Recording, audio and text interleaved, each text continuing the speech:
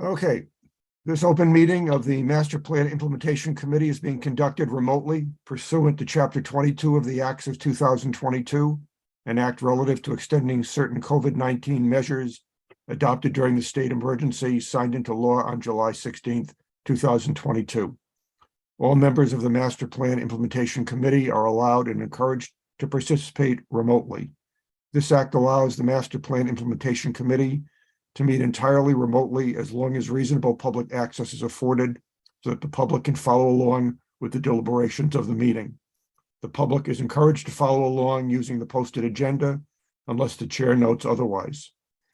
Members of the public who wish to view the live stream of this meeting may do so by going to Northborough Remote Meetings on YouTube via the link listed on the agenda. Ensuring public access does not ensure public participation unless such participation is required by law. This meeting will not feature public comment. We'll now take attendance. Julianne Hirsch, I think you said Julianne will not be attending tonight, Lori. Amy Paretsky. Here. Millie Milton. Muted. Here. Millie, you're muted. Could you unmute sorry, and say here. hello? Okay, thank you. Ashley Davies, I think Ashley is not going to be joining us tonight. Tracy Camarano. Here. Adrian Cost, I didn't see. Bill Peterson, didn't see. Fran Backstrom. Here.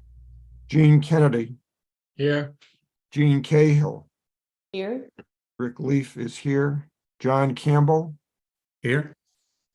Dario DeMar. Here. From the staff, Lori Connors. Here. Anyone else tonight from the staff, Lori? No? And we have Jonathan Law, Michelle Green, and Russ Archambault representing the consultants tonight. Melissa Green. Melissa Green, I'm sorry. Someday, Melissa, I will get this right. I got Michelle in my mind. Okay. Thanks, Dave. Having completed all of that, we can open up the agenda here now. First item on the agenda tonight is to get our update this month from Weston and Sampson. So you're on, Jonathan. Okay, good evening, everybody. Unfortunately, I only have till 7:30 tonight because I have to jump to another public meeting. But Melissa and Russ are here to stay on beyond 7:30 to discuss anything that it comes up after I've left. So I'm going to give you an update of where we're at as we typically do at these meetings. If you want to go to the next slide, Melissa, please. So we're going to discuss new project timeline. We chatted with Laurie and Rick and Ashley last week to mention about a change in the project timeline. So I'll go over that on the next slide. We have a traffic count update, existing building analysis. So we've begun a master plan study, our conceptual thinking. And with that, the first task was to not only analyze all the information that we received, but also analyze the existing buildings within those study areas. So if you want to go to the next slide, please. So if you may recall, the original, the red dashed line shows where we are today. So we're getting close to the end here. It's been a great journey to this point. But as some of you all know, from last month, we had a delay in the traffic counts. We received those counts maybe 10 days or so ago now. And when we received that information, some additional information was missing. So we didn't have any counts for pedestrian movements or bicycle movements throughout Main Street. We had hoped to be able to keep the schedule that we had previously and just make up that month that we had to wait for the traffic counts. But after talking with Rick and Laurie, we felt that it was best if we extend out by a month, because we don't want to rush this. This is a very important project, not only for us, but also for the town. So, we're going to extend, instead of finishing at the end of April, we're going to finish at the end of May. So there's a delayed by a month, but I guess that was kind of an enforced delay by the traffic counts first taking a long time to come in. And then when they did come in, they were incorrect. So they had to go back out there and do them again. So that's why we have this 1 month delay. Any questions on that? No? Okay, next slide, please.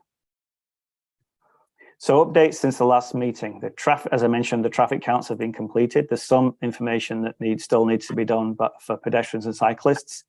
And I believe, Laurie, that will be taken care of in the next few days, correct? Early next week? Yes, so Michelle, my clerk, will be going out there from 7:30 to 8 a.m. tomorrow morning. She'll be sitting in front of 4 West Main Street.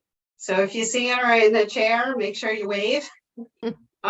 So she's going to be counting the pedestrian and bicyclist movements during that time. And then I'm planning on being out there on Monday evening and doing the counts. I think it's between 4:45 and 5:15. Great. So as I mentioned, we've started the process of the master planning task. And as I mentioned earlier, what that includes is the analysis of the existing buildings within the study area. And we've given our thoughts on those in conjunction with, like I mentioned previously, the feedback that we've received, also talking to Russ and his team and the feedback that they received at the business owners meeting. And then this first step that you're going to see tonight is what we're calling the conceptual bubble diagram. So it's the beginning of the master plan.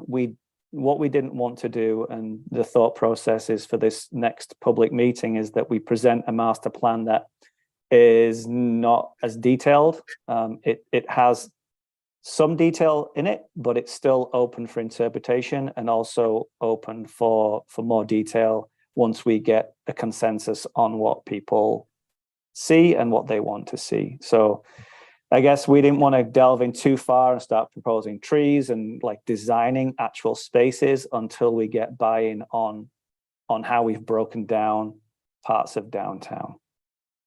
So if you go to the next slide, please, Melissa.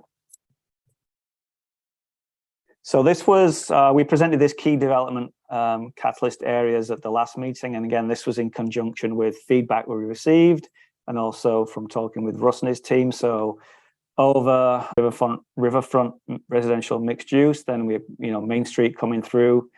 And then on the south side of Main Street, we've got that commercial mixed use area close to the town common. And then on the opposite side of the street where it intersects with Church Street, we've got potential shopping and services area. And then in the middle that connects sort of these other three spaces, the entertainment and dining and residential district. So we use this as our kind of starting point. And as I mentioned before, all the information that we gathered at the meetings and online surveys has helped us to develop, to get to the point where we are right now. So if you go to the next slide, please, Melissa. So this is the existing building analysis. And as I mentioned, we've highlighted in blue the prominent buildings to remain. Now, some of them may remain and be repurposed. For example, like the town hall, the town hall may move at some point. We don't know that for sure. Trinity Church may have some type of redevelopment or some further investment to give it more than a dual purpose of just being a church. And then the sort of orangey color are existing buildings that are going to be repurposed. So there's the old town hall, which we all know is up for grabs right now. So whether the town moves back in there or it goes in partnership with a developer to change how that building works. And then obviously the fire station is going to be moved further down West Main Street once that new fire station opens. So again, that building there is an opportunity to be repurposed. Then the orange shows what we believe, and again, talking with Russ and feedback we've received, are potential redevelopment sites. And then finally, we've highlighted existing parking and then community gathering space. So if you go to the next slide, please, Melissa. Just for a sec, before, Yep. just go back to that one for a second, Melissa. Just to position that, number 4 is basically the site where Harvey Company has their kind of dumpster, sort of operation there. That was the place where at one point Stop and Shop tried to come in and put a grocery store down there. So that number 4 is kind of that area down there that Harvey controls right now and abuts the river kind of thing. So make sure people are clear on what number 4 is. Yeah, and Yeah, that was a that was a potential bypass too. Yeah.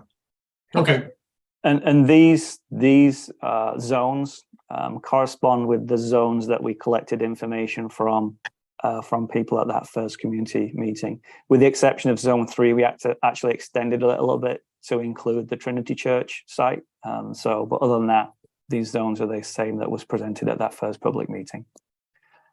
Russ, do you want anything to add here? Probably not on this particular image, but maybe the next one. Next one, please, Melissa. So, as I said, this is our master plan bubble diagram concept. So we analyzed the areas again based on information we've seen when we've visited the site, information we received on online surveys and from the first community meeting, and then also taking into consideration the prior diagram about the key redevelopment areas within town. So if you want to zoom into area 1, Melissa, please.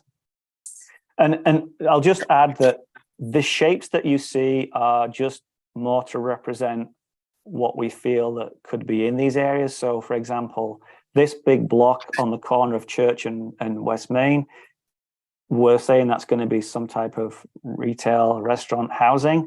It doesn't mean that it's going to be that big. It could be broken down into multiple buildings, but for this purpose, that's what we're showing in this section of the master plan. So as you can see, most of this area is dedicated to mixed use and retail and restaurant and housing with parking in the rear.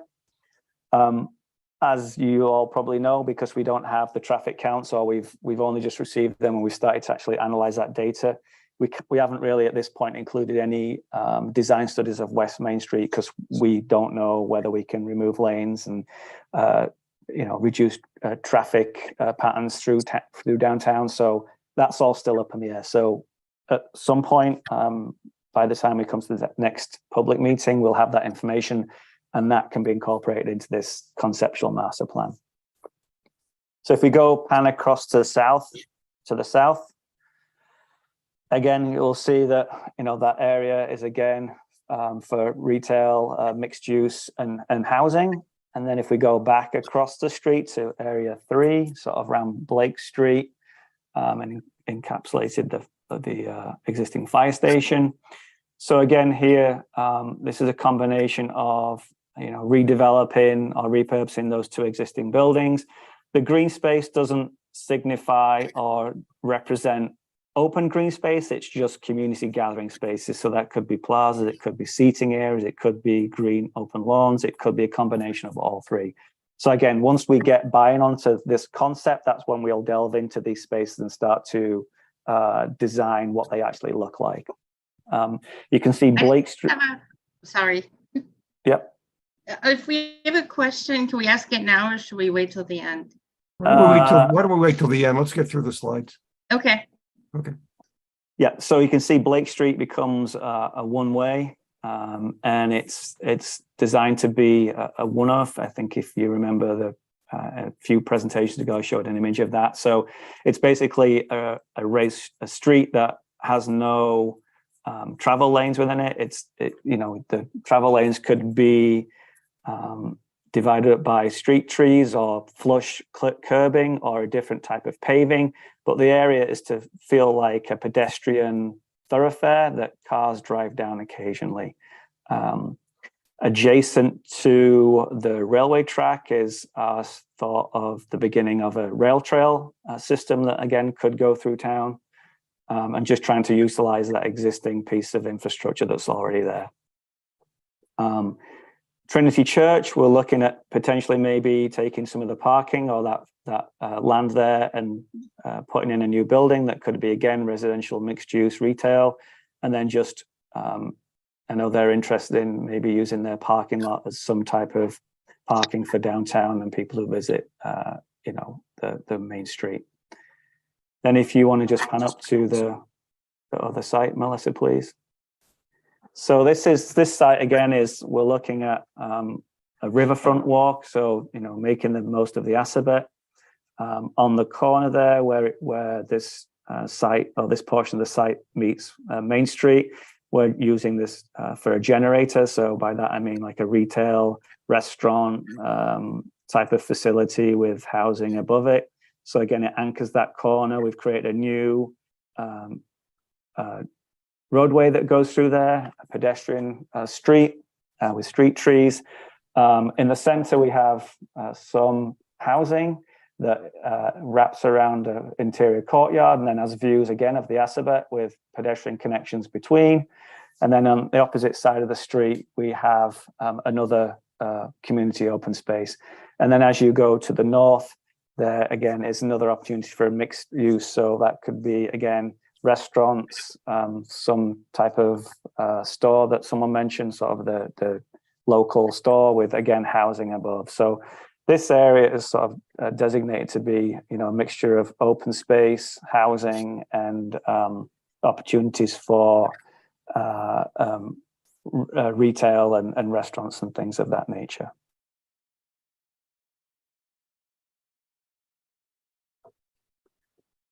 Now's a good time for questions. You know, just one comment as we get into this discussion. Obviously, this is an idea of what could happen. So I think the way we need to think about this at this point is if we could wave a magic wand and overnight the town would automatically own all of this property.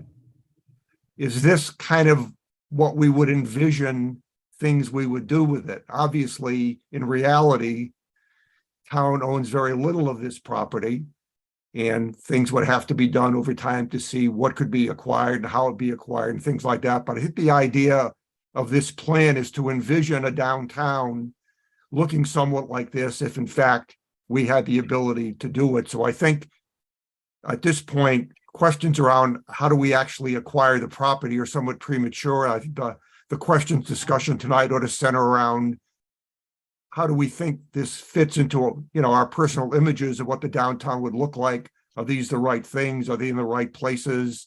And let's not get too hung up on the fact that obviously doing this is dependent on the ability to acquire the property at some point. But let's sort of put that in the background and to focus our discussion tonight on this just as a concept of what the town might look like. So with that, I'll open the floor up to comments and questions. Go ahead, Amy. Just one thing to point out for like when it goes to the public. I just had a question on area 3, the Blake Street area. It shows parking in front of CVS, but that's really their parking. So I don't think we could include it. That was just a question I had.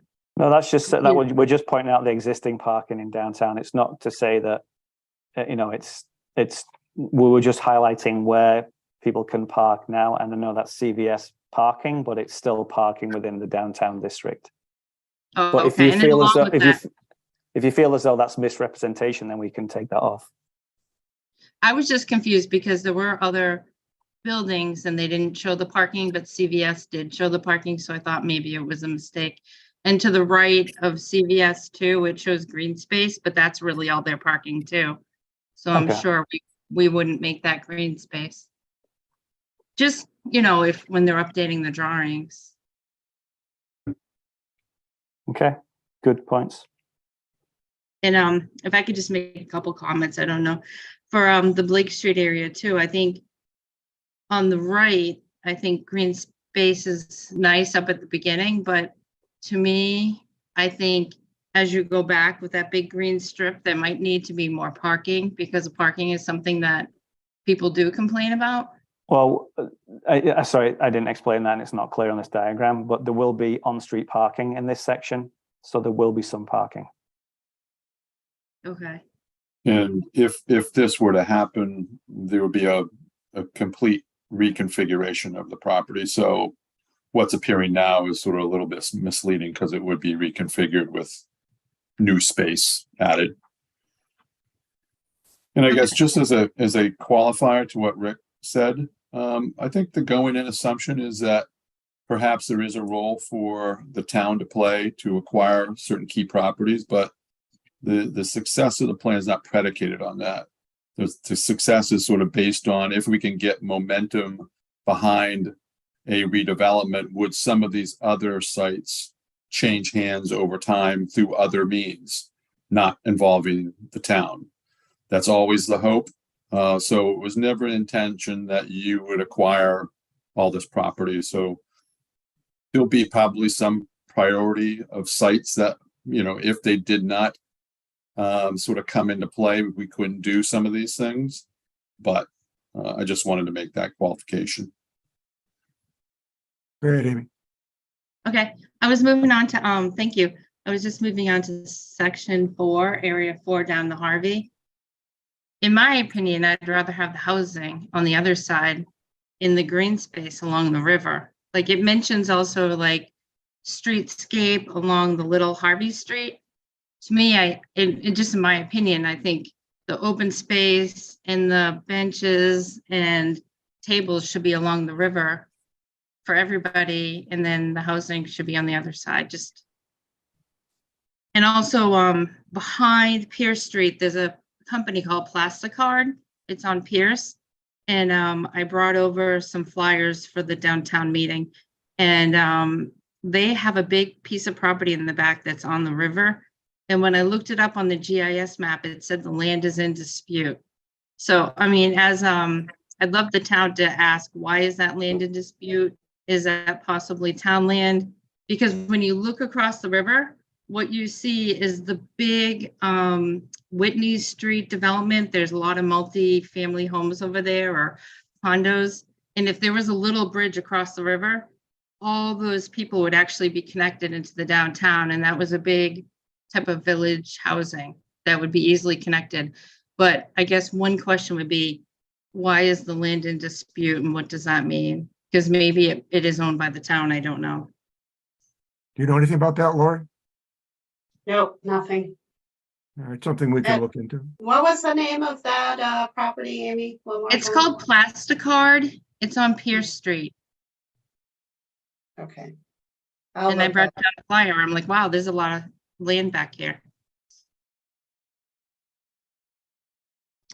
And oh, another comment, my last one, is also when you see the green space in area 4, it's pretty close to the senior housing and the town hall. So it'd be great if there was a little path that connected the senior housing into the open space in the new Harvey area. So Yeah, the that's senior so- housing could, yep. Yeah, that's a great point. And that's something, like I mentioned, once we get into more detail, that's where that comes in, like the connections. We'll show those in more detail once we get sort of the buy-in on the master plan concept. Okay, thanks. Those are just quick comments I wanted to throw out. Thanks, Amy. Thank you. Thanks. Other comments, questions from members of the committee? Yeah, I would agree with putting the houses on the other side in area 4. That it slopes down from the big green area to the river, obviously, because that's the water's flowing into the river. So the houses would still have a view of the river, but then so would all the public. So if the area on the right is a park, you can be looking across that street down into the river from the housing and yet get that whole long strip. It's pretty magnificent once you take out all the dumpsters and the stuff that Harvey has to look at the Assabet.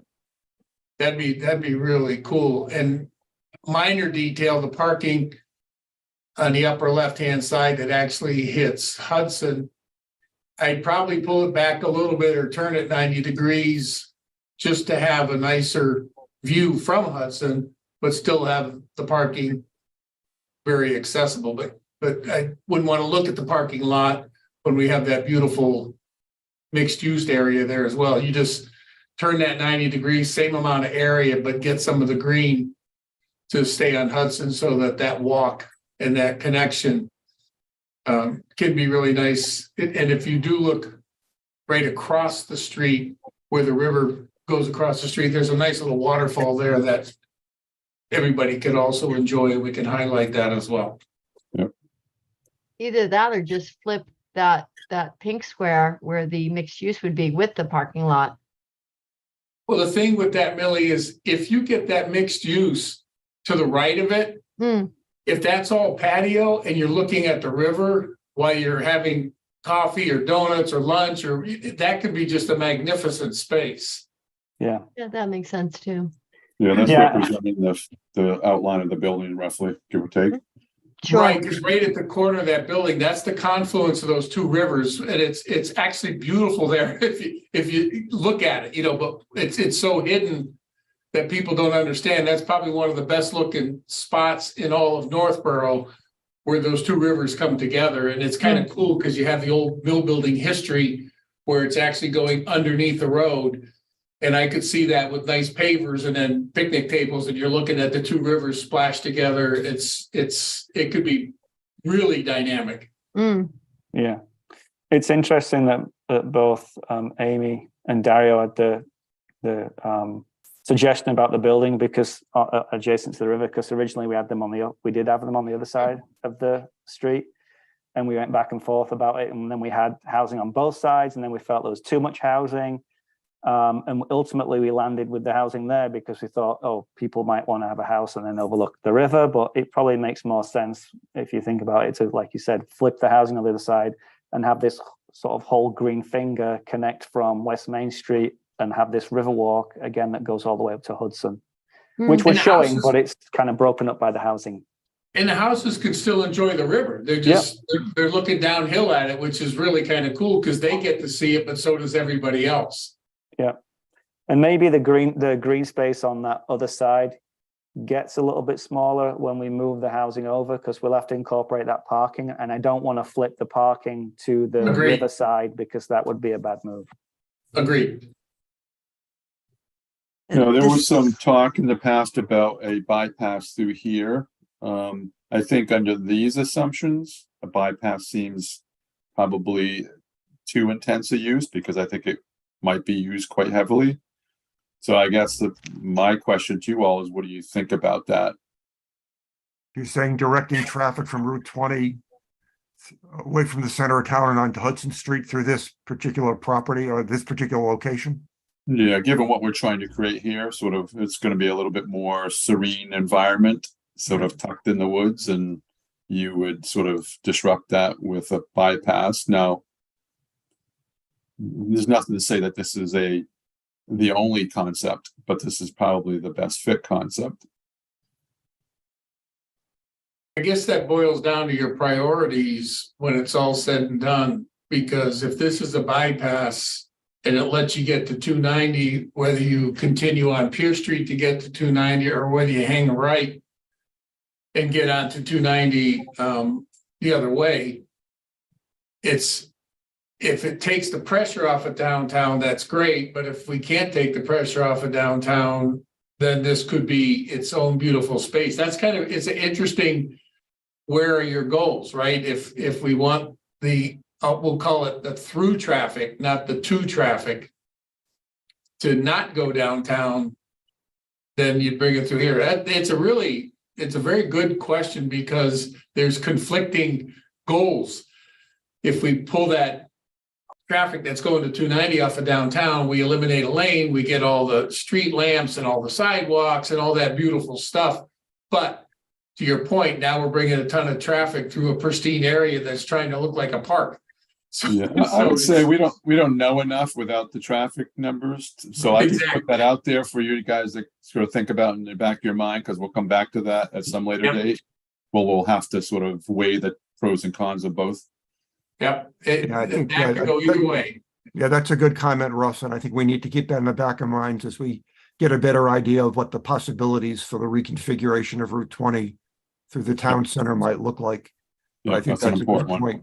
Yeah. Yeah, but what this does is it basically extends, downtown. This is almost a new district that's not there today.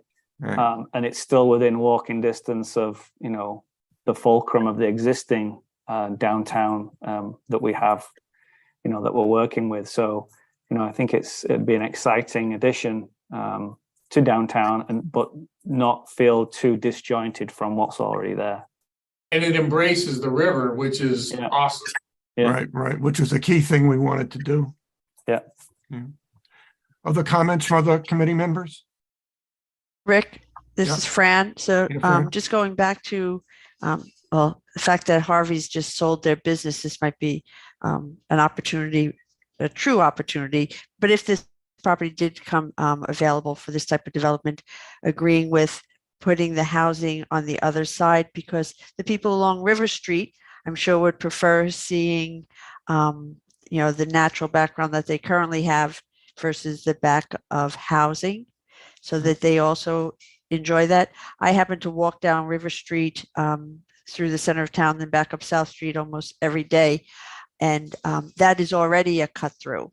So they, again, the River Street people may appreciate there being a second alternative to bypassing downtown than just their street, if there was an opportunity for traffic to go through what is currently the Harvey property.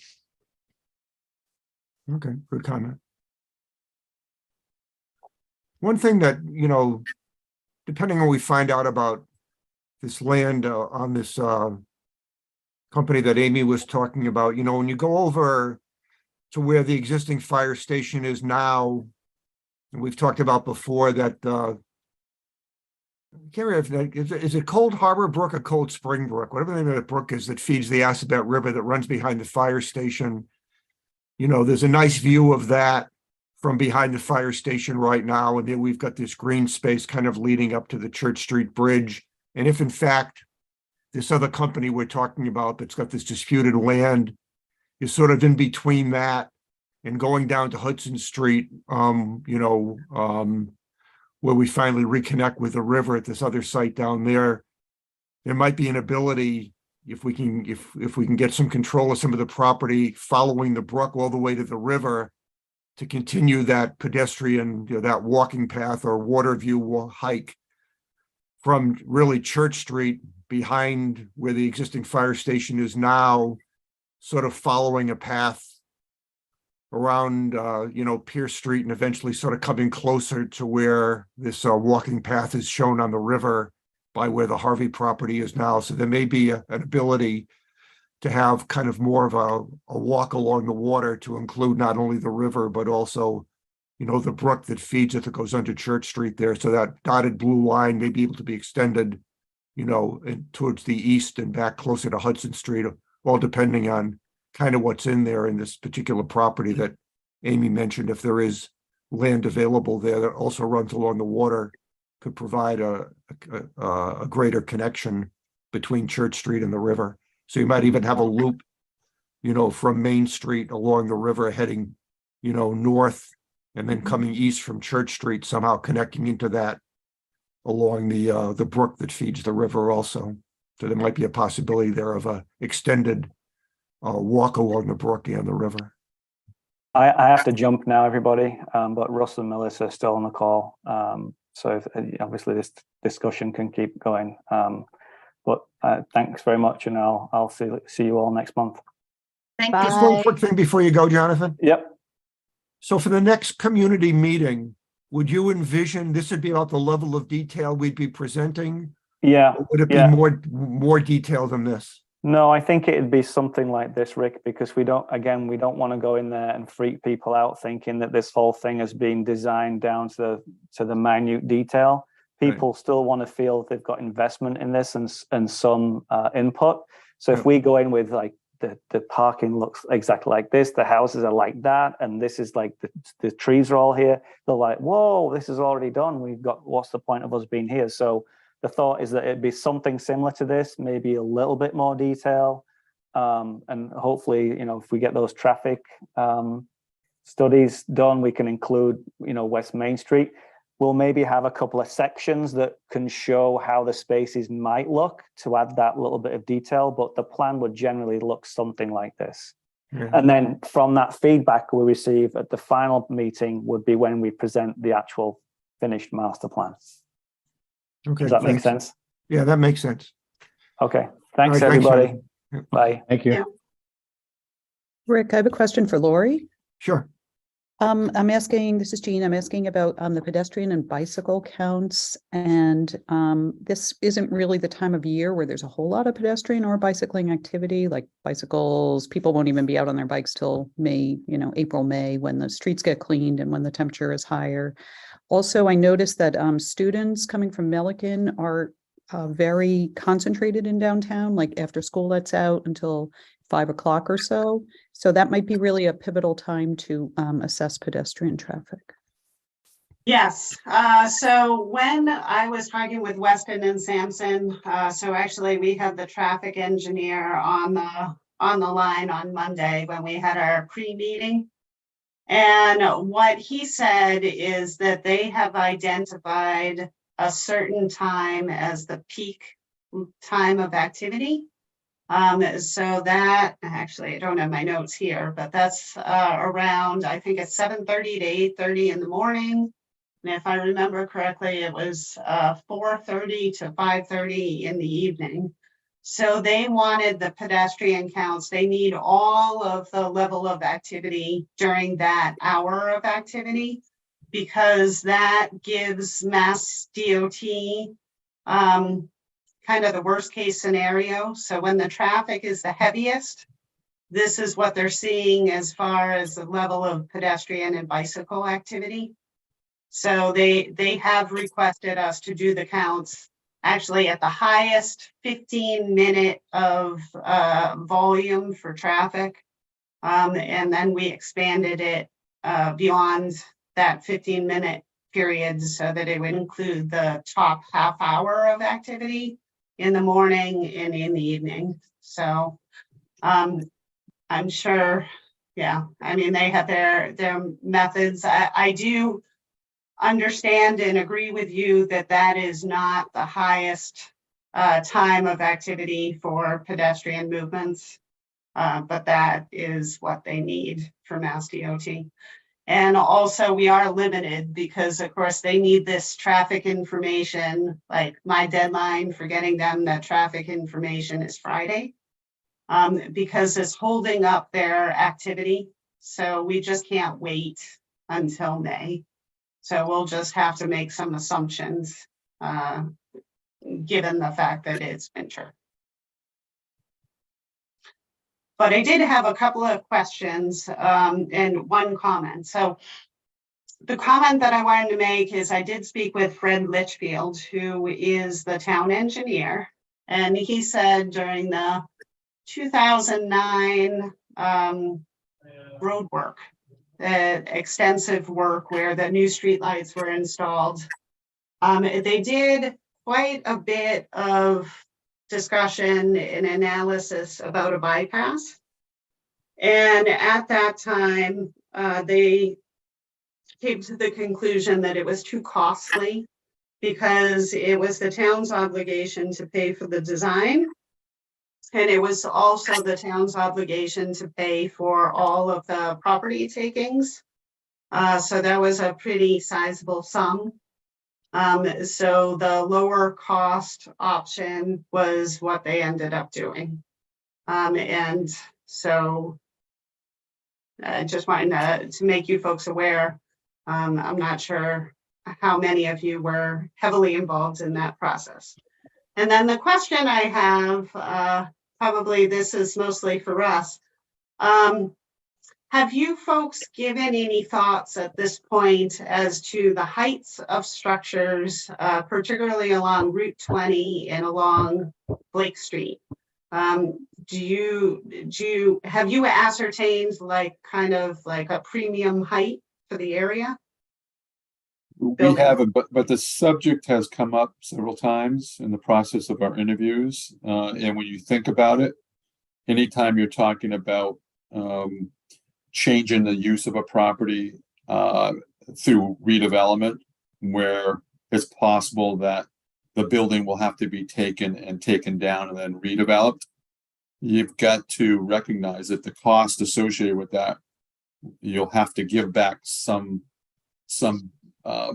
incentive to rebuild the site. with a little bit more density. Now, right now, most of the stuff is 1 story. If you went to 3-story, would anyone notice? You know, it depends on what it looks like and what the massing is, but I think you have to consider the fact that if we're looking at changing the use of some of these sites, that there's going to be a height increase. But, you know, that's probably within 35 feet. Okay. So we haven't sort of given a lot of thought to that yet, but it will be something that has to be considered. When we've done it, we're typically 3 stories, if not 4. 35 is a little bit difficult for 3 stories if you have the first floor retail, because that typically wants to be a little bit higher ceiling. Yeah. But it's also a lot greener to go. The denser you go, the greener it is, because all that infrastructure, whether you're 1 story or 4 stories tall, it's still the same pipe in the street as opposed to spreading it all over the place. So there's a lot of reasons to go up. 3 being the minimum, where you have retail at 2 stories. It has to do with elevators and certain things that at a certain point, that just becomes, to your point, so much more economical, and it's denser, which then supports more people, which supports more restaurant, which everything builds on itself, kind of no pun intended.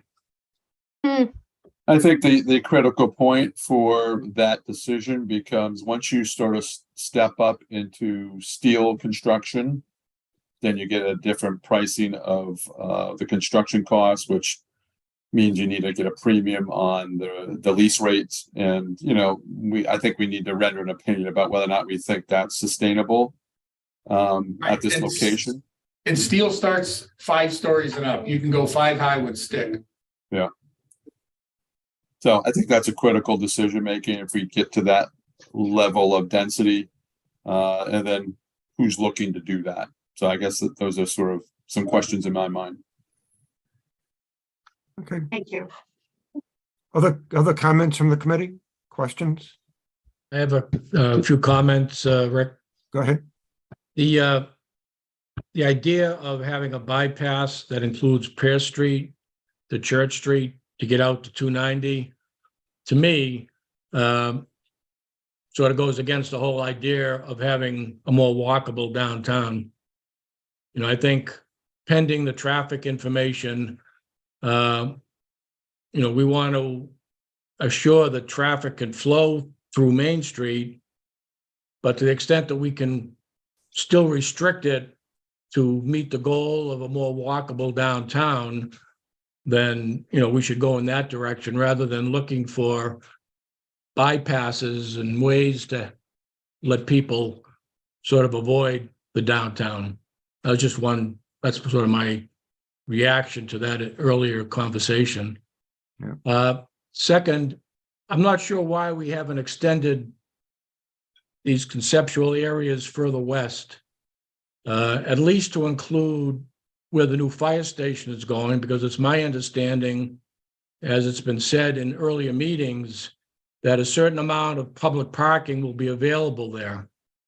So I think we would want to show that on this conceptual map, that there's an opportunity for additional off-street public parking on Route 20. And the idea of Area 2 being sort of mixed use commercial, I would see that extending further west as well. We don't really have that much to work with as a downtown, so I wouldn't want to see us self-reducing our potential development areas. I mean, I would rather have areas that are a bit larger and have reaction at public meetings say, well, that's too much, or we don't really want to go that far, rather than restricting at this stage. And conceptually, going back to the first slide with the 4 circles, you know, maybe something like ovals that are a little bit larger and maybe overlap a little bit more, I think is more in keeping with the conceptual nature of where we are, you know, in this study. And in terms of specifics, there's actually I understand it's owned by the town, but it's a small parking lot at the corner of Pierce Street and Hudson Street. Up in this area, there used to be a solid waste dumpster there at one point. But I think we could label that as a parking area as well. Right there. Yeah, right there. Yeah. And I know it's all conceptual, but the idea of green space along a railroad track, I mean, to me, that's an area that's ideally situated for parking. And the public right-of-way of Blake Street may be part of a public contribution to a development where we give up the right-of-way in exchange for maybe some of the other land area being used for public parking. And along those lines, a map that shows publicly owned land in the downtown, I think would be useful because, you know, what's public and what can be done with public land is far different than what could be done conceptually with privately owned land like the Harvey, because that is entirely contingent on what Harvey's ideas and plans are for the future. Those are just a few of my comments. Okay, thanks. Gene, could I build on your comment a minute? Go ahead, Jim. I'm in a little bit of a quandary we're talking about bypass or not bypass. And it seems to me that one overarching goal would be encouraging traffic, making it easier for traffic to go to places that you want them to go, be it new retail and so on. And where I think what's happening or happens a lot in town now is, for better or worse, we're stuck with Route 20 and it's a pass through.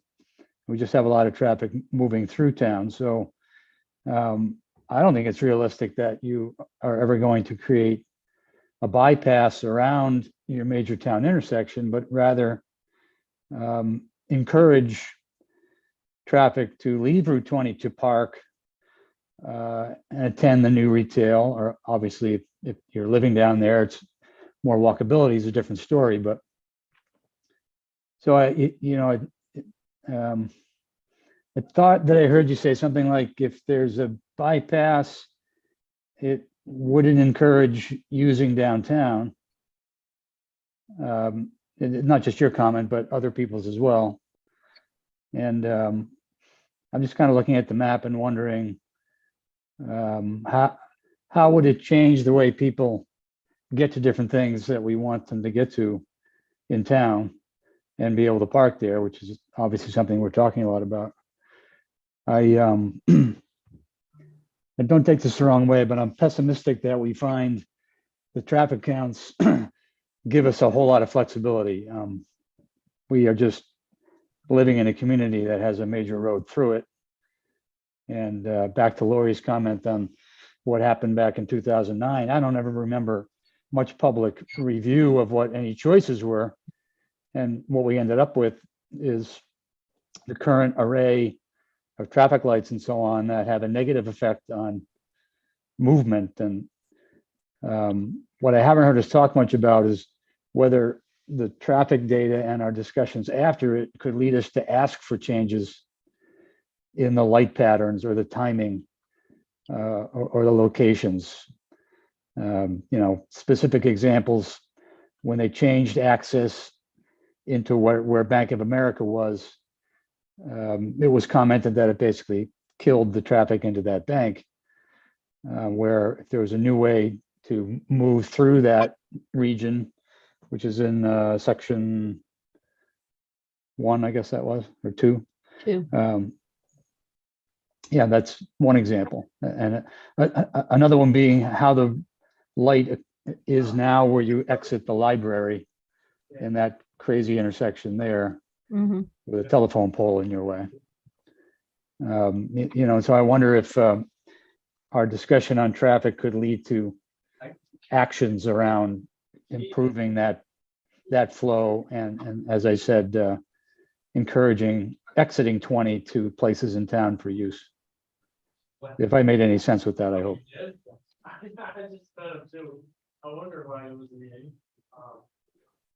I think the comment about the bypass, we'll find out with the data. I suppose we'll be able to render a better opinion, but I think the general feeling is that the level of traffic, at least certain times of day, is choking off opportunities.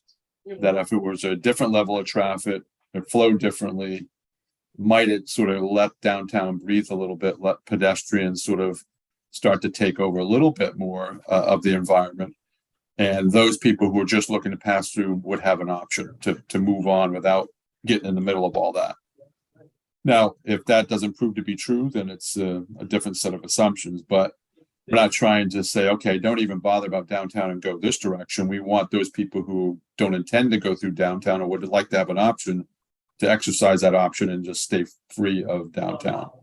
If they want to go down there because there's something exciting down there, then we have what they're looking for. But until we sort of change the environment, I'm not sure we get there. Well, you touched on the key word there that, it's choked in downtown, and it's choked for those that need to pass through, and it's choked for those who, I think, for citizens who think, well, I would go downtown if it was easier sometimes. Yep.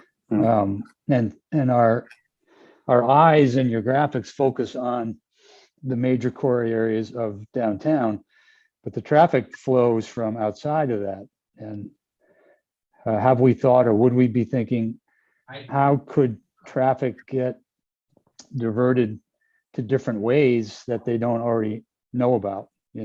Well, one example, in the morning, lots of traffic comes down Church Street from 290, presumably, into the center of Northborough. And I live off of Whitney, so I come into that at some point. And I'm actually always wondering, where are those people coming from and where do they think they're going? Do they believe coming down Church Street into Northborough Center? Yeah, I don't know if they're all working in Northborough, but are they cutting through Marlborough, or are they going south to Westborough? You know what I mean? We've got 4 people that come from Worcester and Auburn that come that way every morning to our office, just so you know. So we've got, out of our 10 people, 4 of them come 290 through downtown to here. And that's a 10-person office. So 40% go through our downtown, not to our downtown. And if you worked further east, say Marlborough, do you think people do that as well? It's probably It's where true the because GPS 290 sends you. doesn't give you much of a direct route to a lot of the industrial and office space that's down Route 20 in Marlborough. So you could probably make the case that people who live west of Worcester who are working down in all those office spaces down on Route 20 in Marlborough might do exactly what you're saying. They might get off at Church Street and drive down Route 20 into Marlborough. If they're farther down, Rick, what I see is they take the next exit off of Route 290, the one by the mall. If you're kind of west of the Westwood, what is that? The next street light down from us, then the next exit off of 290 works if you're heading east. Well, yeah, the next exit brings you back to Hudson Street, but Yes, yeah, and then you cut down, you cut down the back, you make a left by the aqueduct, and everybody cuts through there. To get to 20 heading east.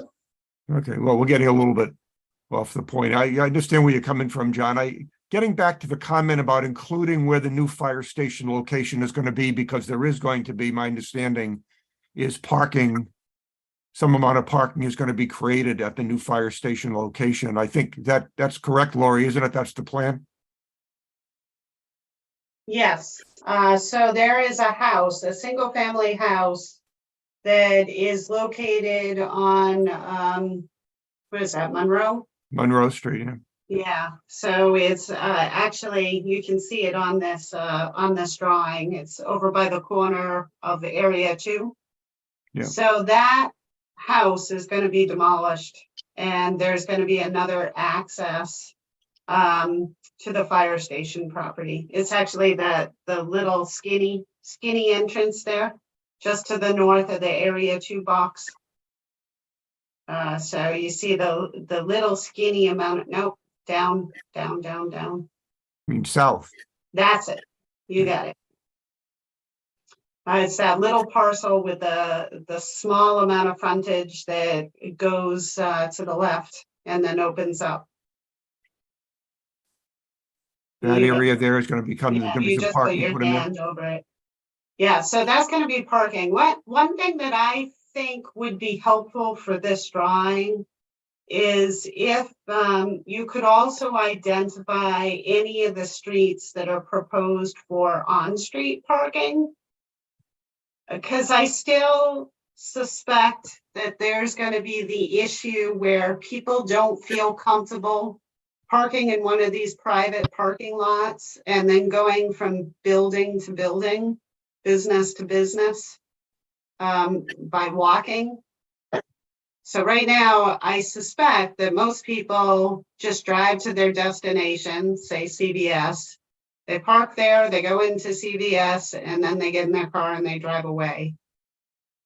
So So- Lori, I think we have some on-street parking, but it's not very legible, so we should probably change the color. But it's this dashed pink line, so we're showing some on-street parking on Blake and on Area 4 property. And we're hoping that depending on the traffic count results, we can show it on Main Street too. So we are thinking about that. We'll just make it a little more legible. Yeah, if there is the opportunity, the common in particular is problematic because there isn't any parking for the common. So if there were some sort of parking in that general area, I know I've mentioned Monroe Street as being, maybe one way with on-street parking along one side of the roadway. And I know there was concern that maybe Monroe Street wasn't wide enough. But if you could look at that. Yeah, we could look at that. But once again, can't we indicate that there is gonna be public parking around where the new fire station is gonna be, which is going to be right around those lots you were talking about, Lori, right? Yeah, so it's going to be an egress, like an alternative egress for the fire station, I believe. That's what John had mentioned to me in the past. So it would be a combo of providing them with an alternative means of egress as well as parking. Yeah, I think that's a good suggestion. I think it wouldn't be difficult to extend those boundaries further to the west. Say that again, it would be or would not be good to extend it to the west. It would be good. So Melissa, why don't we think about doing that to extend that area south of South Street a little bit further west to include where the new fire station is going and put some indication in there that there's going to be parking Sure, created in that space. that's a good idea. You have quite a bit of business there that's popular already, not to mention Dunkin' Donuts. And Dunkin' I'm just- Donuts I'm just just interested. applied for a building permit. They're gonna do a facelift. So, They're already doing it, I guess. Are they gonna make it look more New England-y, or are they gonna leave it with the orange and brown square? I don't know. I haven't seen the plans. I just got the heads up from the building inspector that they had submitted. So I'll ask him for the design plans. That would be great. Will it come before design review? No. Well, I'll have to check the bylaw, but I think if it's just well, I don't know, actually. Amy, you probably know better than I. Would that trigger design review? I don't know my zoning bylaw. I checked it really quickly and I don't think it does. I was thinking maybe we should update it. But I think it's only if you expand the building or it's new construction. So if it's just a facelift on the outside, I don't think, you can double check it. But the way Yeah, I I'll read it, I don't think it's gonna send it to design review. But maybe it should in the downtown, going forward. So Yeah. then if there are buildings that need a facelift, they get shot to design review. All right, let's get back, Thank you. let's get back to the map here. Well, I haven't heard too many comments yet about, does this generally feel good to people? I mean, kind of what we're seeing here is just kind of an overall idea of a concept of what could happen, kind of the placement of where things are and the types of uses and things like that. Just be interested in any comments about, I mean, as I looked at this, I kind of get a general, good feeling about conceptually. I think these are the kind of things we've been talking about at a high level. I'm just wondering if other people feel the same way, or if anybody feels this is somehow lacking or off point or something. Rick, I don't have the same enthusiasm for the way it looks, no disrespect, but I think that for us as a committee, it's an excellent working tool. If I was someone attending a public hearing, I'd be confused until I look closer. I might need to work on clarity of what's being shown, and places where you show green that sort of automatically one thinks that's a lawn space or green space, where I think you define it actually as common areas, or Community gathering areas, and so Yeah, maybe a I little agree, more John. definition. I agree, John. I think the green suggests that it's a park or open space, just a natural assumption to make. And if that's not true, then we probably shouldn't label it or color it that way. But I think you make a good point. I think there needs to be some level of refinement from what we're looking at tonight to what the community looks at. And I think sort of giving them more clarity is better than less. Right. But the point that Jonathan made earlier is that we're not that much farther in terms of concept definition than we are here, and we should give people an opportunity to chime in on that. Now, I think the way you sort of put it, Rick, is appropriate. As are these the places we should be focusing on as the sort of activity drivers? Because if it's not, then we need to course correct now. But I think based on our assessment is that this is where people might want to do things if so inclined. And, once you get outside of these areas, you get into people's neighborhoods and areas that are, well kept and operating fine already. So I guess that's what we need to confirm with you all tonight. Russ, I think Gene's point is one to be emphasized again. To the west, we think about the town common in Northborough, and that was a major addition to a gathering and the look of that area. And if there was a way to continue to build on that and the things to the west, where right now, to the public eye, you got a big dirt space where we think there might be a fire station, and you've got, a couple of other unused properties. And so I like the idea of expanding the map to the west.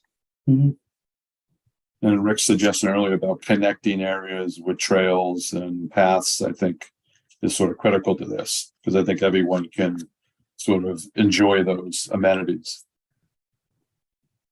I guess where I'm going is we need to sort of come up with an idea of when we want to have the next community meeting, what needs to be done between now and then. So for example, do we want to make sure that Weston and Sampson has a clear idea on how we'd like this? We've already made some suggestions of some changes we'd like to see to this. Would we want them to come back at our next meeting in April with a further refined version of this, that we finally say, okay, looks good, and schedule a community meeting not too long after our next community meeting, not too long after our April MPIC meeting? Do we think we need to have the next community meeting somewhat sooner?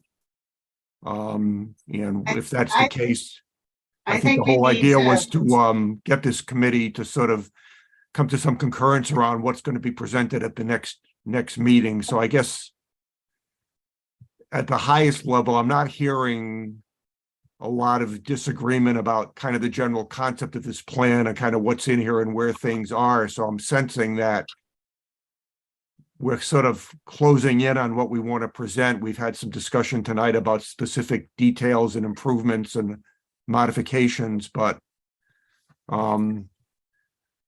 is there anybody on the committee who feels that somehow this general overall concept we're looking at is inappropriate to present to the community as a high-level view of what we could do. So I'll just wait to see if anybody has any serious objections to just the high level of this.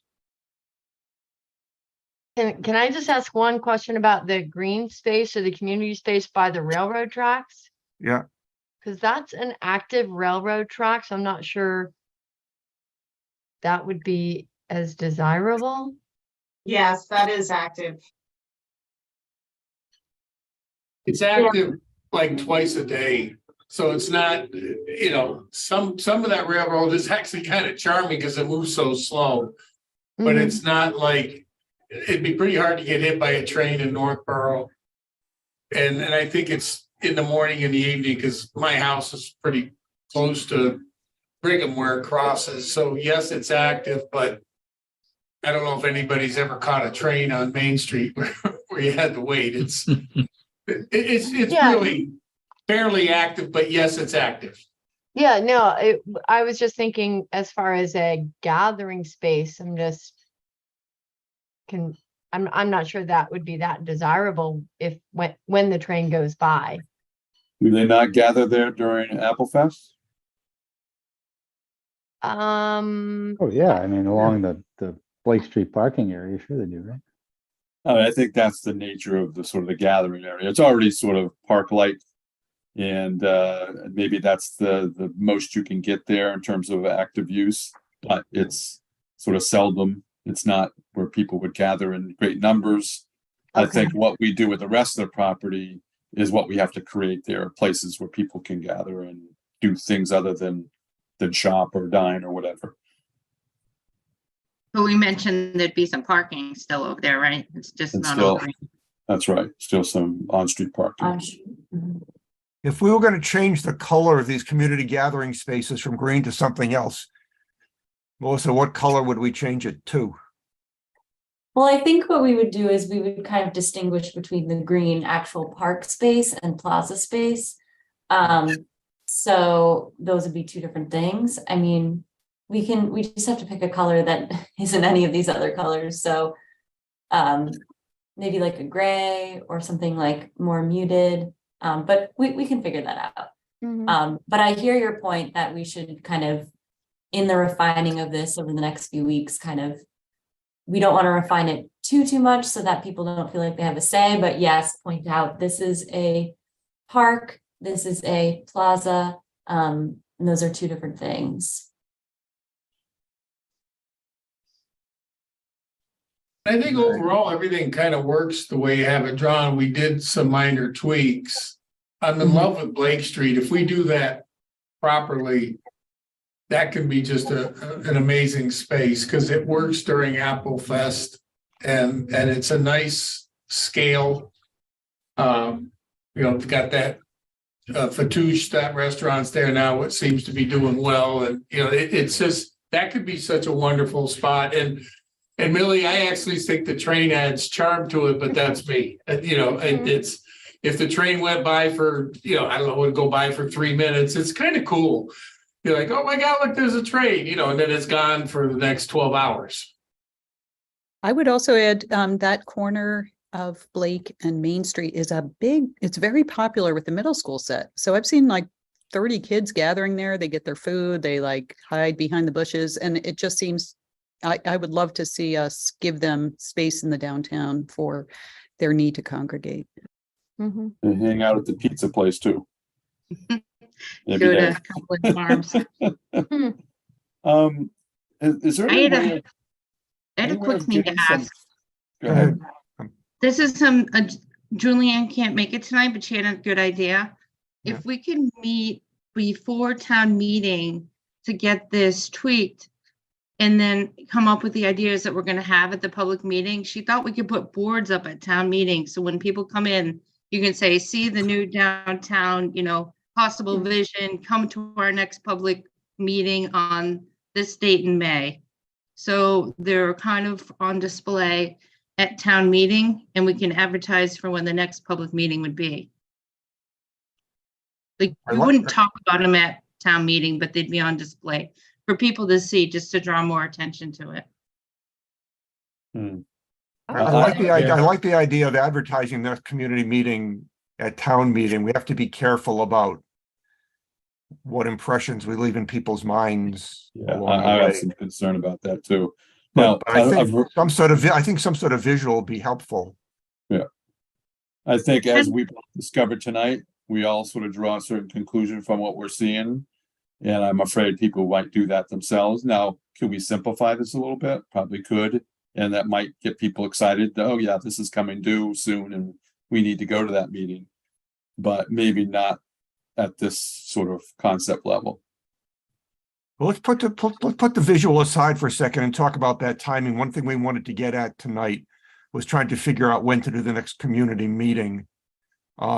If we follow this path of having some publicity at town meeting, that will happen after our April MPIC meeting, which would give us another cut at kind of where we're going with the community meeting.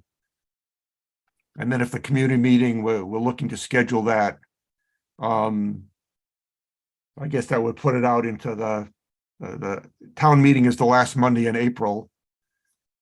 So that would put us out into probably the first week in May kind of thing, which is probably not a big issue kind of thing. So as we kind of work our way backwards here, I guess, what do people think about trying to do the next community meeting, let's say the first week in May? Any objections to that? I do not. Sounds good to me. Does that, Lori, sound reasonable to you? Yep, that's fine with me. So then working backwards, there'd be an MPIC meeting the third Thursday in April, the point of which would be to do further fine tuning on this, and there'd be some time based on comments from the committee to sort of finalize kind of what the presentation is going to look like in May. And then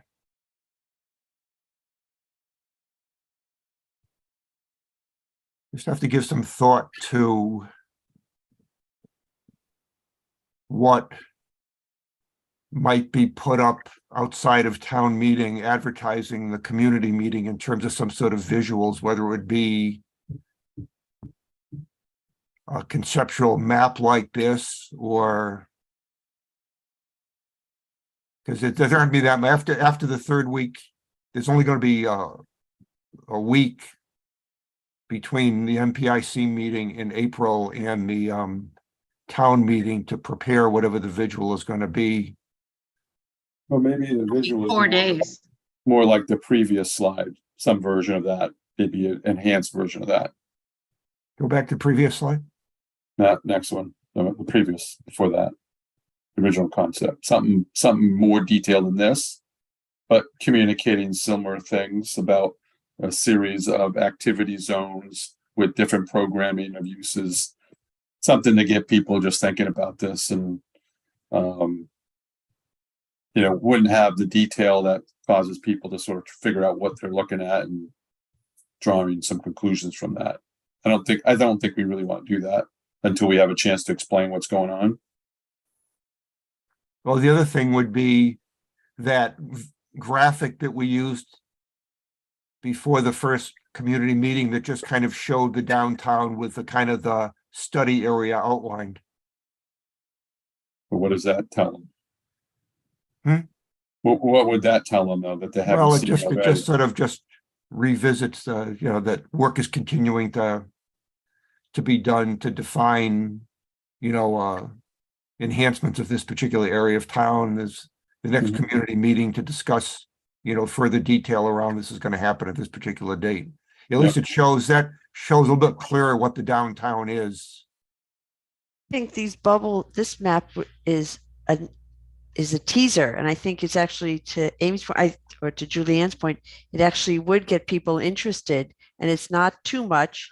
We just have to change the one bubble to include over into Monroe, but I think this does not draw conclusions. It's not more detailed, but it would give people incentive to want to learn more and show up at the meetings to learn more. Yeah. Yeah. I can be convinced. Other comments? People agree with Fran's comment? Yes. I'd agree with that. I'd change the circles to ovals to make it even more conceptual. With an oval, it's more of an east-west orientation to the study area. I think ovals would allow us to extend a little bit further to the west to include where the public parking and the fire station will be. Mhm. And a little bit of overlap, I think, just sort of reinforces the generalized conceptual nature of what people are looking at. And then the riverfront residential oval could intersect with the entertainment dining oval or whatever. So I guess all the ovals should interconnect. Or, We Melissa, might you want to just- think about adding sort of a conceptual trail network that somehow connects Cold Spring Brook, downtown, and the Assabet River through these 4 areas. Mhm. So I think that's sort of where we're headed, right? We want to have some sort of enhanced pedestrian access to the open space and riverfronts. Yep, that's a good Yeah. point. Okay, yeah. Any other comments or suggestions? So Melissa, why don't you kind of work on this and have maybe something that even, before the next MPIC meeting, if you could get something to Lori that you could send to the committee that we could take a look at even before the next MPIC meeting, get back with any other comments. And then one of the things we decide upon is that, this would sort of be the visual that'd be a town meeting along with information about the meeting. Yeah, I think that's great. We can do that. Okay. Yeah, I would say maybe if somebody know exactly what the date of the next town meeting is, or then the next MPIC meeting is. Because I can find it. right.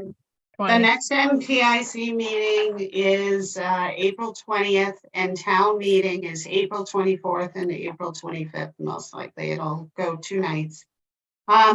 If we do end up scheduling a meeting for the first week of May, I would like to button that up right now, if we can.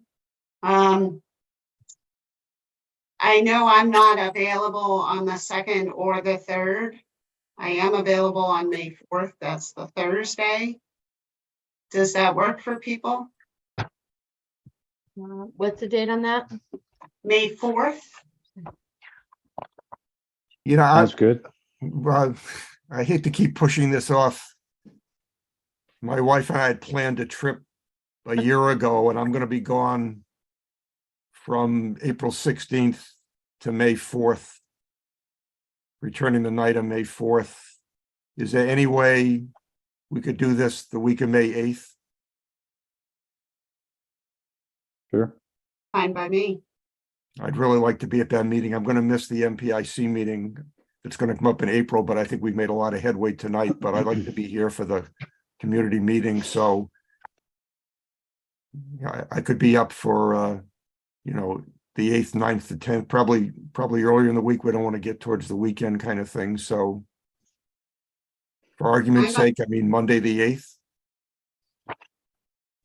It might be other town meetings, though. Lori would know. Or is there an election? When is the town election? Tuesday, probably. I Is think that it's on the the 9th. Tuesday? The 9th. The 9th? It's the 9th.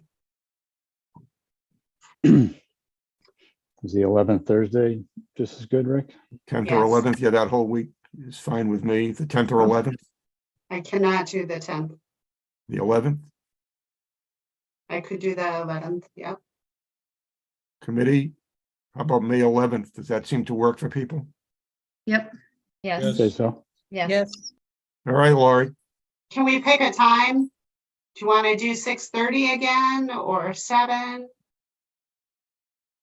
Seemed to work last time. Okay. And we agreed that we're gonna do the public library this time? Yes. Okay. Okay, so I can check on the availability and book that tomorrow. And of course, we'll have to make sure Jonathan's available. Yeah. Melissa, make sure he's available. Yeah, I'm gonna message him right now, see if he'll respond.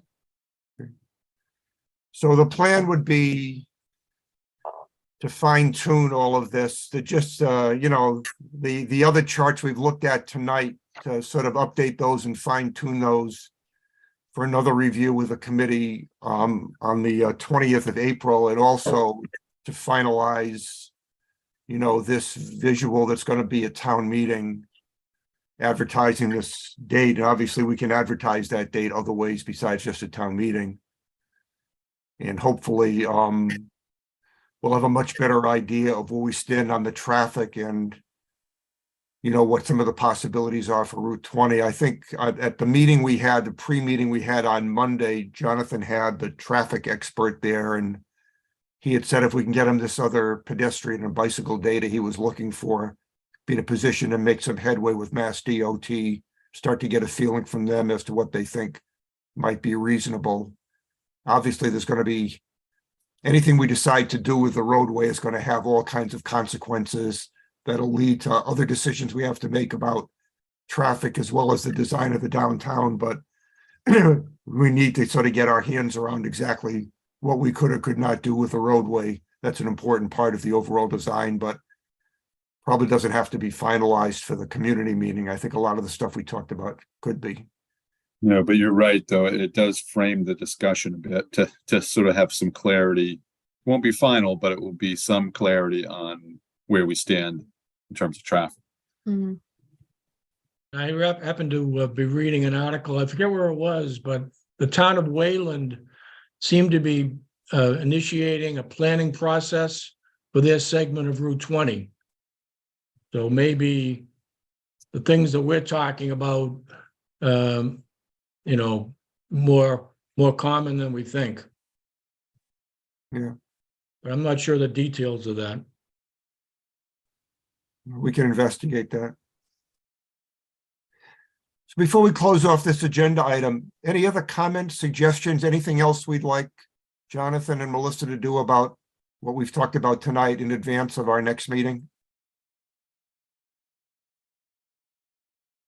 Not hearing anything. One thing, Melissa, we typically have been getting the updated information for the meetings on the day of the meeting. I think this stuff is going to be important enough that if we're meeting on the 20th, if you can get the updated information, you know, to Lori, you know, at least 3 or 4 days in advance of that April 20th meeting, give everybody on the committee time to digest it and go through it.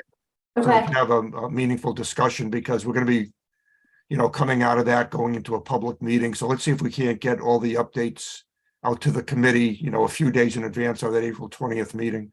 sure. Yeah, we can do that.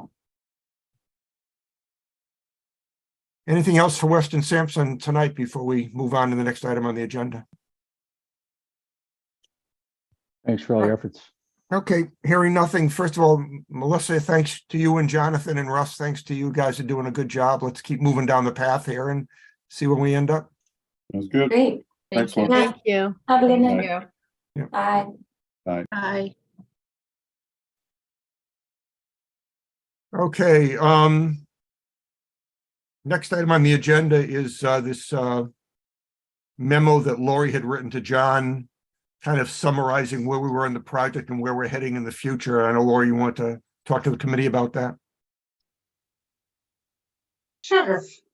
So John had asked me to put this together to help the Appropriations Committee understand the downtown revitalization project and what we're looking for as far as expenses are concerned over the next several years.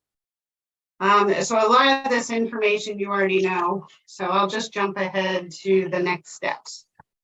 So what I envision is that the committee will ultimately determine, once Weston and Sampson completes their work, we will work to identify a phase 1 project. So the phase 1 project would be an infrastructure project. So of course, the town really only has control over municipally owned land, which includes the road rights of way. So I anticipate that this phase 1 project would primarily be improvements to the road right of way and the parking lots and the properties that the town owns. So in my opinion, a manageable project will be in the area of $2 million.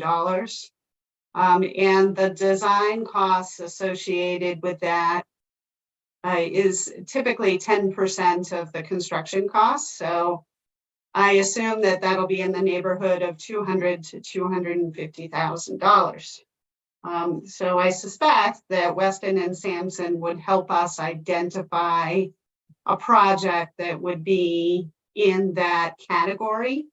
So they would help us identify the limits of the scope. And then the next step in the process, of course, the timing really varies on whether we're going to use opera funds for design, which of course would be the easiest thing to do. So that means we wouldn't have to wait for town meeting appropriation, and we also wouldn't have to wait for next year's grant round. So the types of grants that would pay for a design project, typically their application submittal date is June. And so that would mean that we would get an answer in November timeframe. And then it usually takes about a month to work out contracts. And then of course we'd have to go out to bid. So definitely ARPA funds would be the easiest way to go. And so that is what I had suggested to John, and that's what I suggested to the Appropriations Committee. So the design process, I anticipate will take approximately a year. So during the design process, we can then start applying for construction funding. So there are a couple of pools of money. Of course, Complete Streets money. You know that the maximum award is $500,000 for a Complete Streets project. And then there are other pools of money, MassWorks being one of them. Another pool is the MVP program, Municipal Vulnerability Preparedness Program. There's also municipal accessibility grants, although that's virtually impossible to get. If there is a development project that includes housing, there is the possibility of getting a housing grant for infrastructure improvements. So there are a few different options. It is quite a coordination endeavor to come up with that kind of money. So at an absolute minimum, I would ask for $500,000 for match money. We may very well need more than that, depending upon the type of project that we're talking about.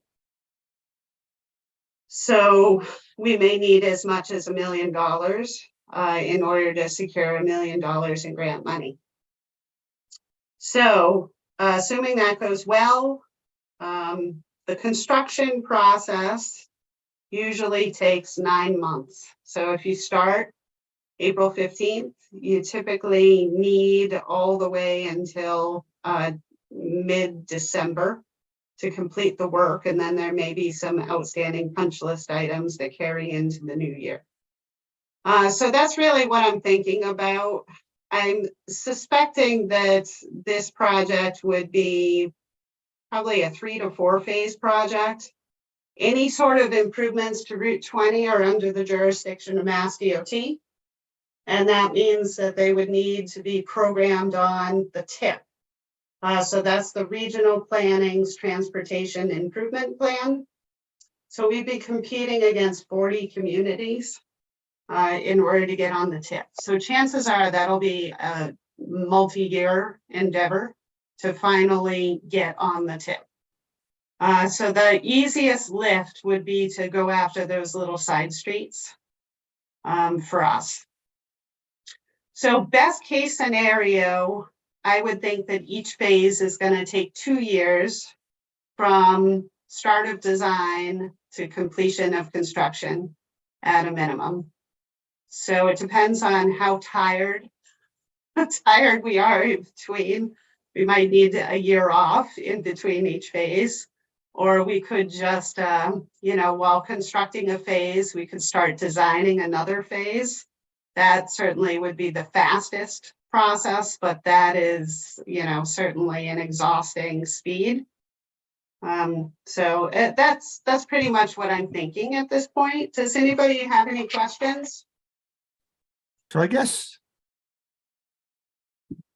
if in fact, and I agree with you, this is going to be a long-term project to do a total revitalization of the downtown once we understand what that might be and all the things involved with it.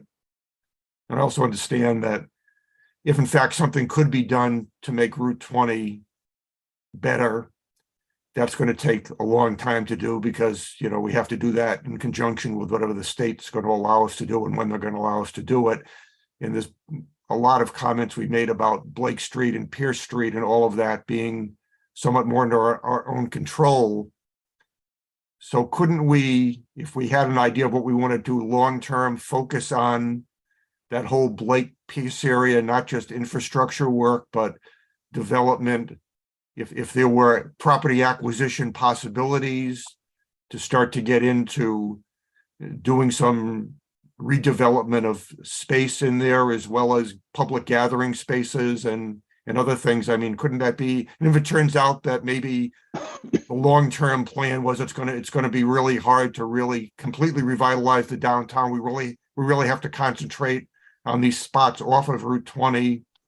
Couldn't somehow that whole Blake Pierce area just sort of rise to the top and sort of be figured out and sort of done in infrastructure as well as other actual improvements that the town would see and be able to take advantage of? So as far as the private spaces are concerned, that's going to be a challenge. Generally, it's very difficult for the town unless the town forms a redevelopment commission. So a redevelopment commission would essentially be a private entity, or it would be a public entity, but it would be a separate entity. It wouldn't actually be the town. So a redevelopment authority is able to borrow money and act much faster. So when a property goes up for sale, they can act pretty fast, just like a private person would be in order to secure financing, whereas the town has to wait for a town meeting. So it's hard, unless of course you find a parcel that's been sitting on the market for a very long time and nobody's interested in it. In that case, the town might have a pretty good shot of acquiring it. But then of course the town would have to go to town meeting and then have to figure out how it's going to pay to acquire that property. So I think the best strategy is to encourage the private sector to go along and redevelop the properties, either sell the properties or develop them themselves. So it's going to be much, much easier that way. Sure, Amy? I also know for me, like the first thing for downtown revitalization, I wouldn't want to upset the people there that, like, people love Sawyer's Bowling and Fatouche. They're probably the only things downtown that we have that aren't convenience stores. So I would hate to kick them out and then have nothing as we start to rebuild, because then as a resident who wasn't part of this, I'd be like, oh my gosh, now we're kicking out like the couple of businesses that we really have downtown. I don't know. I wouldn't want to scare them away. I think people like those businesses. I don't know where I would start, but I wouldn't want to upset the businesses that are there. And there is also the possibility that some of the property owners will, fix up their facades too.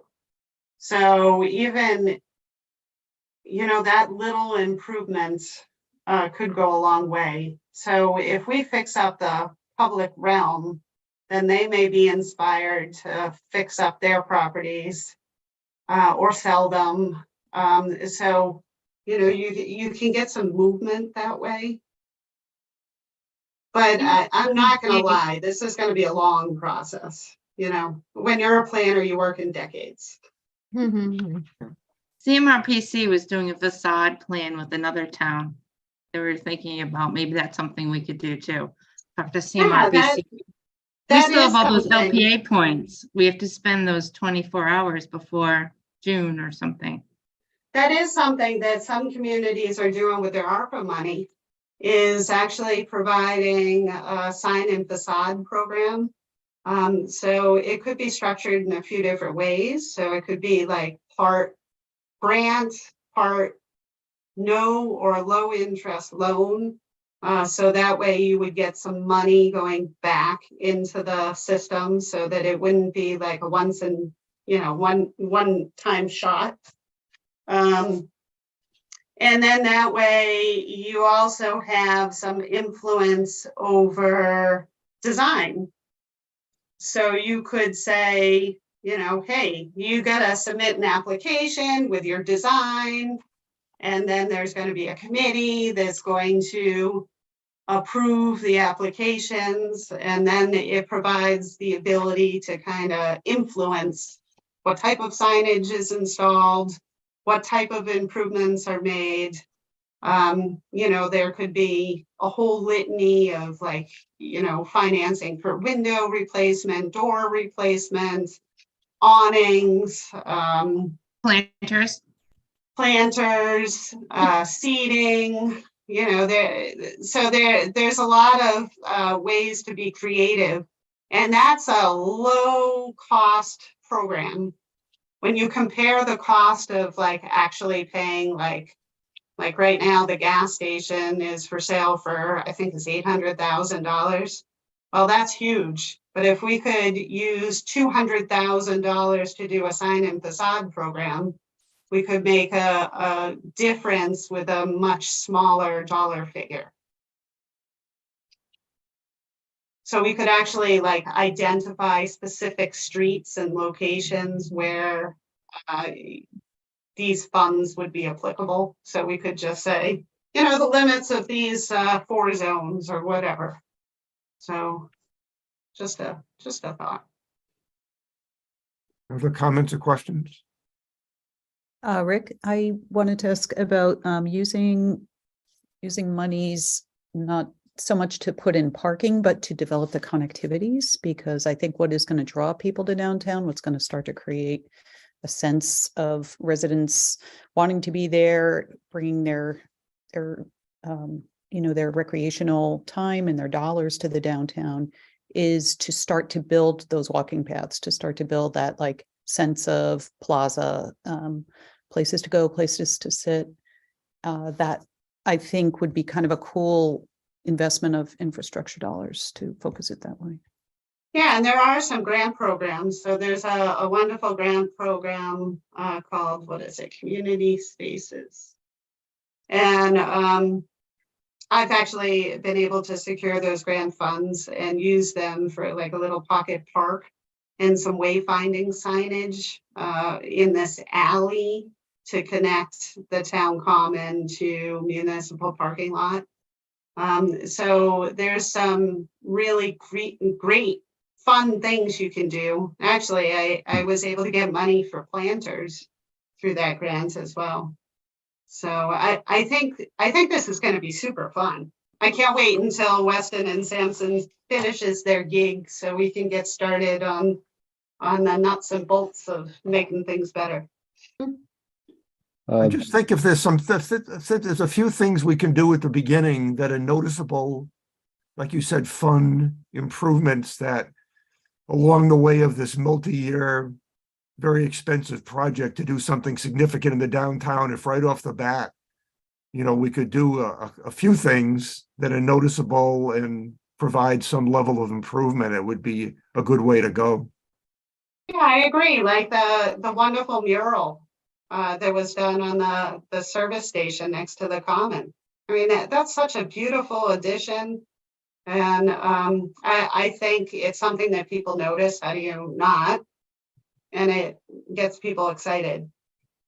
So on Blake Street, the land, you know, just to the east of where the old new town hall is where people park that finally leads up to where Fatouche is, that we put up a lot of things for Apple Fest. I mean, is that all public property? Who owns kind of that space over there on the other side of Blake Street? So the area, so there's a little park where the junior high kids hang out. Yeah. And then there's parking associated with that. That part of that is town owned. Okay. And then the parking lot that's immediately behind 4 West Main Street, that's also town owned. But it's a small parking lot in that location. And then it goes into the the privately owned parking space associated with the bowling alley. Yeah. Yeah, I think that idea that was raised early tonight about, trying to define on the map where the publicly owned space is probably helpful, just to get an understanding of where we could do some stuff in the short term without having to buy anything. So, that's up Yeah, to I you. agree. Hey, Lori. Yeah. Building on your comment a minute ago, if a source for the potential facade improvement program is ARPA funds, should this committee quantify it and make a formal request, since our Board of Selectmen indicated recently they wanted to save ARPA funds for certain things as yet undefined? Yeah, I had submitted this suggestion several months ago. I can dust it off, share it with all of you folks, see what you think, and then resubmit it. John, many months ago, was asking for ideas for ARPA funds. And I think at that time I had suggested 250,000 be allocated for this purpose. And then I don't know where it went at that point, so I'm not sure if the Board of Selectmen ever received it. But sure, like I said, I can dust that off, send it over to you. You guys can, we could even talk about it at our next meeting if you'd want. If you want to make some modifications or whatever, and then we can formally submit it. Sounds like it Sounds makes like a sense plan. for an agenda item. What do you think, Rick? Sure, I agree. Anytime we get our hands on money for something, that's a good idea. It's still out there, and clearly there's differing opinions on where it should go. So Yeah. why not downtown? You have a letter also for seed money, right? That's gonna go to ARPA that you were just talking about, like the 250, the 500 for the design. Do we Yes, need? I would at least want the 250,000. I know there's a lot of requests for the ARPA funding. So there is the possibility of also just asking for municipal appropriation for the seed money for construction. But yeah, I'm gonna need that 500,000 at least. One way or the other. It has to be for a match. Otherwise, you can't apply for grant money. We might, once we get further down the path here and sort of are closing in on what the recommendations are going to look like, we might be in a better position to leverage the Weston Sampson recommendations into a further request for ARPA money. But let's start with this first thing that you had submitted to John a couple of months ago and see what that's all about. See if we want to expand on that or wait till we get some more detail out of the design, recommended design of the downtown to ask for even more money.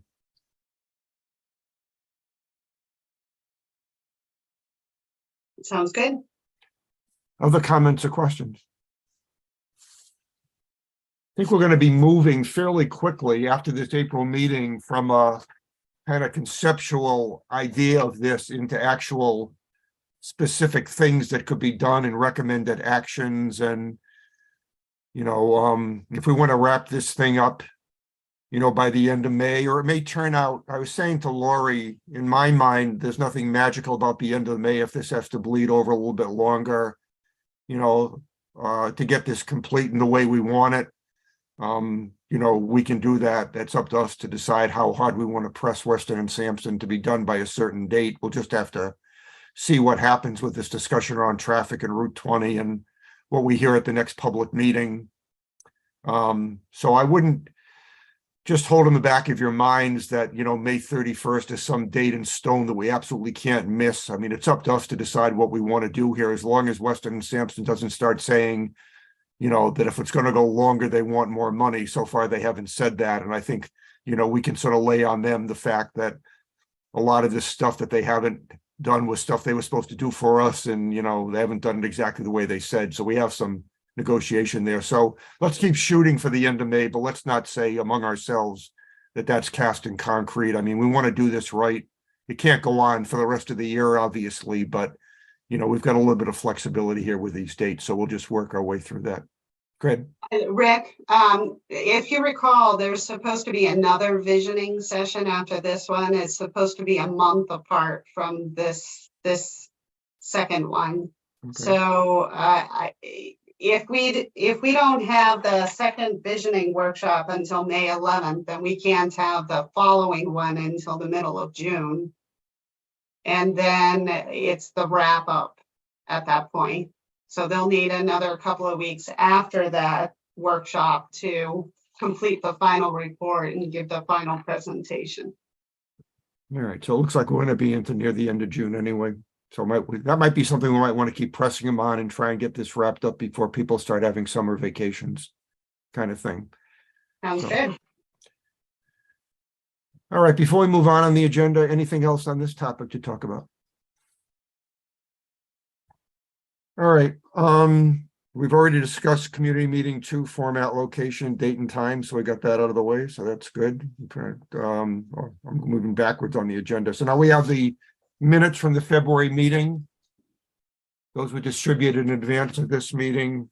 Are there any comments or changes or corrections to the minutes from the